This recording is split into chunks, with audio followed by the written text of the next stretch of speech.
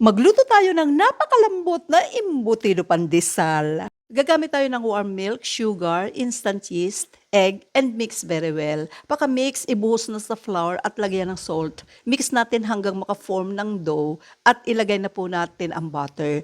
Inid hanggang soft and elastic. Tapos iparise natin sa greased bowl and lagyan ng oil ang dough. Cover natin. After an hour, punch the air out and cut the size you want. Then roll into a ball and flatten the dough. Lagyan na ng filling na embutido mixture. Tinira ko po yan para dito sa pandesal. Check my video na pork embutido.